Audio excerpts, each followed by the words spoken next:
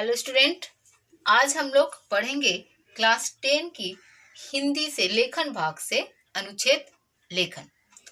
इसमें हम देखेंगे कि अनुच्छेद लेखन के लिए कितने अंक दिए गए हैं, अनुच्छेद लेखन क्या है, अनुच्छेद लेखन और निबंध में क्या अंतर है और अनुच्छेद लेखन लिखते समय हमें किन किन बातों पर ध्यान देना होगा। ठीक है, तो चलिए शुरू करते हैं। पहले देखते हैं कि अंक योजना क्या है, किस तरह से। पहले जब भी आप अनुच्छेद लेखन लिखिएगा तो उसका प्रारंभ के लिए, शुरुआत करने के लिए और समापन पे 1 अंक यानी कि हाफ दोनों पे। ठीक है, आपने कितना खूबसूरत लिखा है, शुरू किया है और कितनी अच्छी तरह से उसको समाप्त किया है, इन दोनों पे आधा आधा मार्क्स यानी 1 मार्क्स। विषय वस्तु जो आपको विषय दिया जाता है उसके बारे में आप कितना अच्छा सोचकर समझकर कितना स्पष्ट रूप से आप लिखे हैं, इसके ऊपर 3 अंक। और आपकी भाषा में शुद्धता है या नहीं, गलत लिखे हैं या फिर गलत है तो उसके लिए मार्क्स है कि अगर गलत लिखे हैं तो मार्क्स कटेंगे, और एकदम सही तरीके से लिखा गया है, शुद्ध है, कहीं भी कोई मात्रा या कोई वाक्य में गलती नहीं है तो उसके ऊपर 1 अंक। यानी कि अगर आप गलत लिखते हैं तो मार्क्स कटता है। ठीक है, ये आप समझ गए कि किस तरह से अंक योजना दिए गए हैं। अब देखेंगे अनुच्छेद लेखन क्या है। अनुच्छेद लेखन को लघु निबंध भी कहा जाता है। निबंध आप लोग पढ़े होंगे, निबंध क्या होता है। तो अनुच्छेद लेखन में और निबंध में क्या अंतर है। अनुच्छेद क्या होता है, हमें कुछ पॉइंट दिए जाते हैं, ठीक है, उसके ऊपर हम उन बिंदुओं को ध्यान में रख के एक कम से कम शब्दों में हम उसके विषय पे स्पष्ट रूप में हम एक छोटा सा लेखन लिखते हैं। निबंध का एकदम छोटा सा लघु रूप लिखते हैं, निबंध तो बड़ा रूप है ना। निबंध अनुच्छेद में अंतर है। निबंध में क्या है कि हमें क्या देना पड़ता है, उसमें निबंध भूमिका देना पड़ता है, फिर उसका मध्य भाग देना होता है, उपसंहार देना पड़ता है।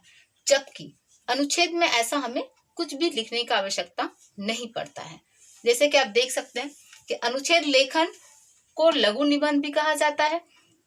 निबंध और अनुच्छेद में मुख्य क्या अंतर है। जहां निबंध में हम लोग क्या करते हैं, प्रत्येक बिंदुओं को अलग अलग अनुच्छेदों में लिखा जाता है, यानी कि पैराग्राफ। ठीक है, अनुच्छेद मतलब पैराग्राफ अलग अलग। ठीक है, अगर हम कोई निबंध लिखते हैं तो उसकी भूमिका पूरा लिखना पड़ेगा, फिर उसकी प्रस्तावना या भूमिका वो लिखना पड़ेगा आपको, फिर आपका मध्य भाग लिखना पड़ेगा, पूरा अलग अलग पैराग्राफ लिखना पड़ेगा। जबकि अनुच्छेद लेखन में एक ही परिच्छेद में या पैराग्राफ में क्या करेंगे, प्रस्तुत विषय को सीमित शब्दों में लिख दिया जाता है कि हम एक ही पैराग्राफ में क्या करेंगे, छोटे छोटे पैराग्राफ में हम छोटा सा लिख देंगे, जबकि निबंध काफी बड़ा लिखना पड़ता है। इसके अतिरिक्त क्या देखेंगे, निबंध की तरह हमें भूमिका, मध्य भाग और उपसंहार जैसे विभाजन अनुच्छेद में करने की आवश्यकता नहीं होता है। तो इतना क्लियर हो गया कि हमने क्या देखा, अनुच्छेद में क्या है, छोटा में कम से कम शब्दों में जितना स्पष्ट रूप लिख सकते हैं लिखेंगे। अब देखेंगे कि क्या ध्यान देने वाला बात है, ऐसी कौन कौन सी बातें जिसको हम ध्यान से पढ़ेंगे तो आप क्या कीजिएगा, तुरंत ही अनुच्छेद लेखन लिख सकते हैं। चलिए आगे देखते हैं। तो देखेंगे क्या ध्यान रखने योग्य बातें हैं। जब भी अनुच्छेद लिखेंगे तो हम किन किन बातों को ध्यान में रखेंगे ताकि हमारा एक अनुच्छेद बहुत ही अच्छा तैयार हो। ठीक है, पहले क्या देखेंगे कि जितने भी संकेत बिंदु दिए गए हैं, यानी कि पॉइंट्स दिए गए हैं आपको एग्जाम में, जब आप लिखिएगा तो देखिएगा कुछ पॉइंट्स दिए जाते हैं। उस पॉइंट्स को पहले आप पढ़िएगा, उसको अच्छी तरह से समझिएगा और उसी के आधार पर उस विषय को स्पष्ट कीजिएगा कि आखिर ये कहना क्या चाह रहा है। ठीक है, तो पहला पॉइंट क्या है, दिए गए संकेत बिंदुओं को समझकर उन्हीं बिंदुओं के आधार पर विषय को स्पष्ट करना चाहिए। एक दूसरा, आपका वहां पे शब्दों का एक दिया गया होगा कि इतने ही लिमिट होगा कि इतना ही शब्द में आपको लिखना है।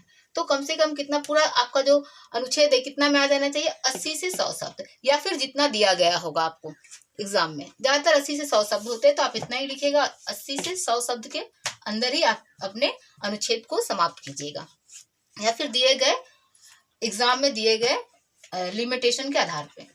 विषय की प्रस्तुति कैसी होनी चाहिए, तीसरा नंबर पॉइंट हम देखेंगे कि जब भी हम किसी विषय को लिखते हैं तो ऐसा होना चाहिए कि पढ़ने वाला पे उसका पूरा प्रभाव पड़ना चाहिए। लेकिन उसके लिए नहीं कि हम बहुत बड़ा, छोटा सा लिखेंगे।